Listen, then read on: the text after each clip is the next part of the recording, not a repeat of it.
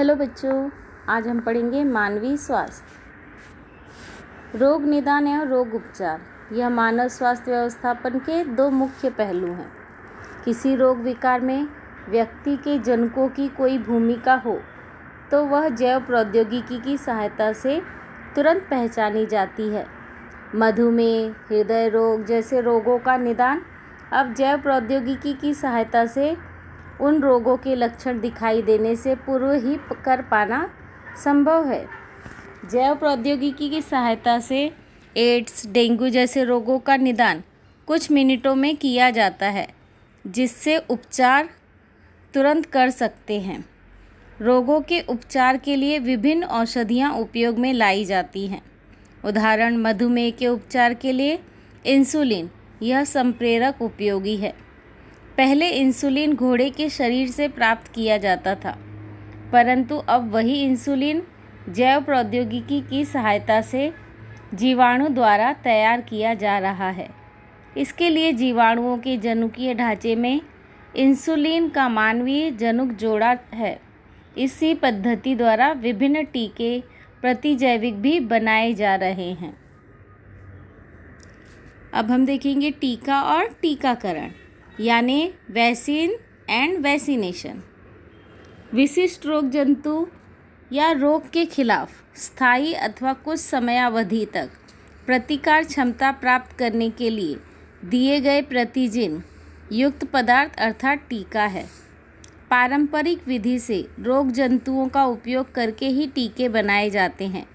उसके लिए रोग जंतुओं को पूरी तरह से मार कर अथवा अधमरे कर उनका उपयोग टीके के रूप में किया जाता था, पर इससे कुछ लोगों में संबंधित रोग का संचरण होने की संभावना होती थी।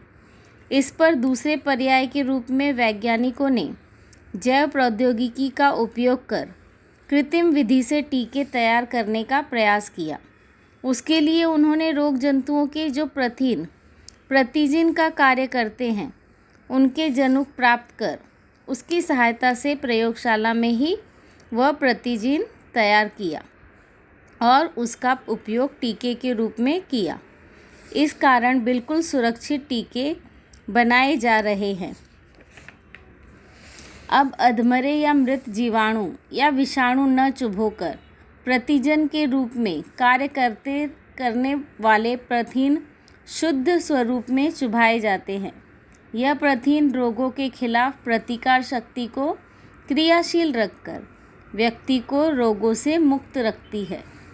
टीकाकरण में अब प्रतिकारी प्रथिन चुभाना अति सुरक्षित हो गया है। जैव प्रौद्योगिकी की सहायता से तैयार किए गए टीकों में लंबे समय तक टिकाऊ बने रहने की क्षमता होती है। उदाहरणार्थ पोलियो के टीके, हेपेटाइटिस के टीके इत्यादि। खाद्य टीके एडिबल वैक्सीन्स। खाद्य टीके निर्माण करने का कार्य चल रहा है। फिलहाल जनुकीय प्रौद्योगिकी की सहायता से आलू का उत्पादन लिया जा रहा है। इन आलूओं को जनुकीय पारेषित आलू कहते हैं। ये आलू विब्रो कोलेरा जैसे जीवाणुओं के खिलाफ कार्य करते हैं। ये आलू खाने से कॉलेरा तथा ई कोलाई जीवाणुओं से होने वाले रोगों के खिलाफ प्रतिकार शक्ति का निर्माण होती है। ऐसे जनुकीय पारेषित आलू उबालकर खाने से क्या होगा? हमें वो बीमारियां नहीं होंगी। रोगोपचार इंसुलिन, सोमेटोट्रोपिन ये वृद्धि के संप्रेरक रक्त को जमाने वाले घटक, इनके निर्माण के लिए जैव प्रौद्योगिकी का उपयोग किया जाता है। इंटरफेरॉन यह छोटे आकार वाले प्रथिनों का समूह है जो विषाणुजन्य रोगों के उपचार हेतु उपयोग में लाया जाता है। इसका निर्माण रक्त में होता है, लेकिन अब जैव प्रौद्योगिकी की सहायता से जनुकीय दृष्टि से उन्नत जीवाणु ई कोलाई का उपयोग इंटरफेरॉन का निर्माण करने के लिए किया जाता है। अब हम देखेंगे जनुकीय उपचार। कायिका कोशिकाओं में जनुकीय उपचार करना आज जैव प्रौद्योगिकी के कारण संभव हुआ है।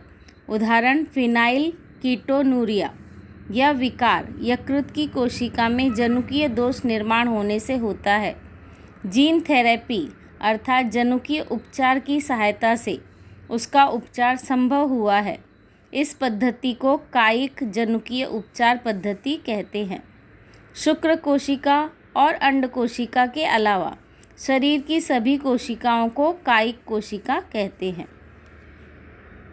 अब हम देखेंगे क्लोनिंग। क्लोनिंग अर्थात किसी कोशिका अथवा अंग अथवा पूरे शरीर की जैसे कि वैसी प्रतिकृति तैयार करना। इसके दो प्रकार हैं। पहला है प्रजनात्मक क्लोनिंग।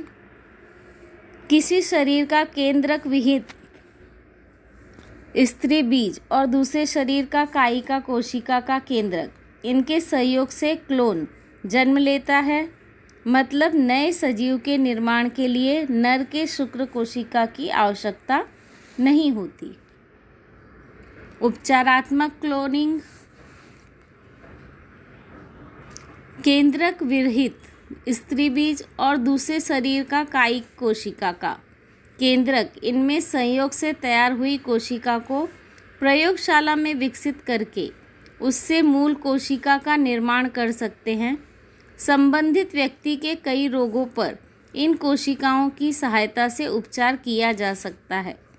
कोशिका के जैसे ही जनुकों का भी क्लोनिंग करके उसी प्रकार के लाखों जनुक बनाए जाते हैं। जनुकीय चिकित्सा और अन्य कारणों के लिए इनका उपयोग किया जाता है।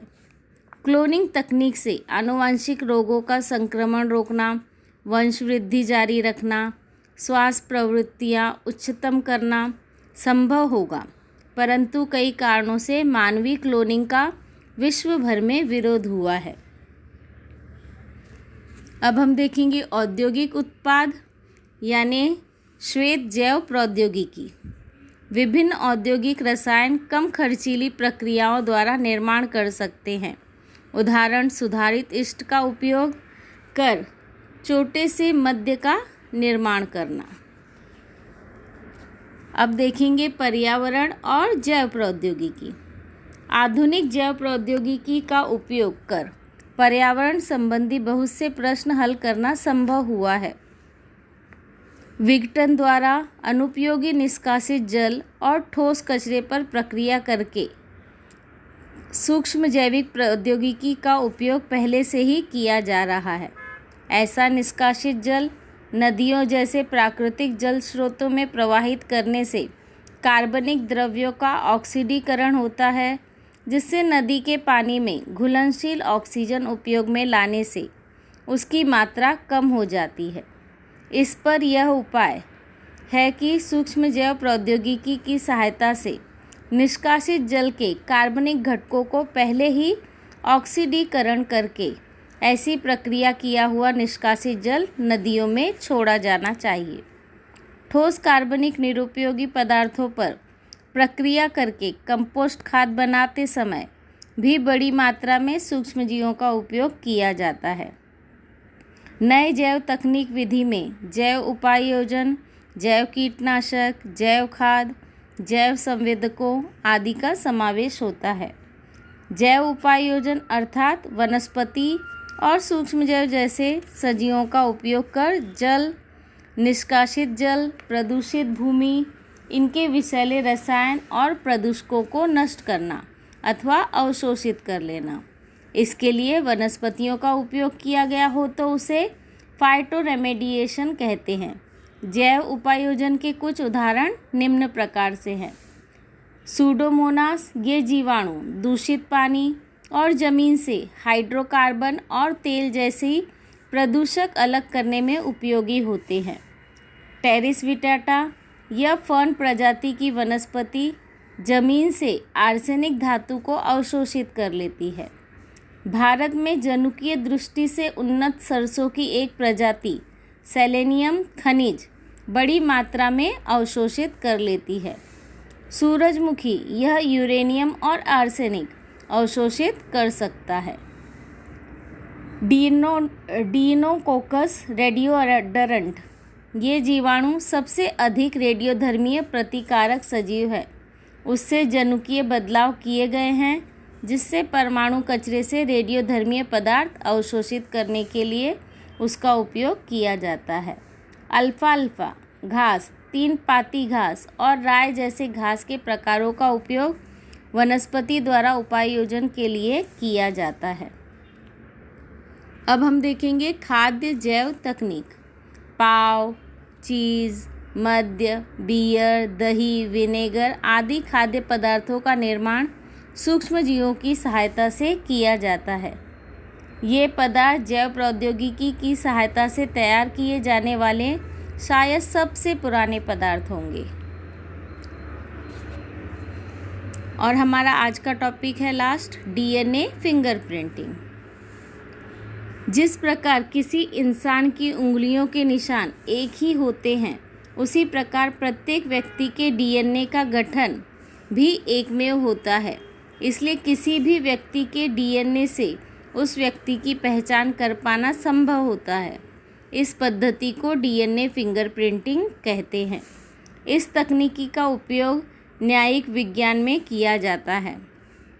आपराधिक स्थान पर पाए जाने वाले अपराधियों के शरीर के किसी भी भाग से उसकी पहचान कराई जा सकती है। उसी प्रकार किसी बच्चे के पिता की पहचान भी की जा सकती है। यह संशोधन हैदराबाद स्थित centre for DNA fingerprinting and diagnostic इस केंद्र में किया जाता है।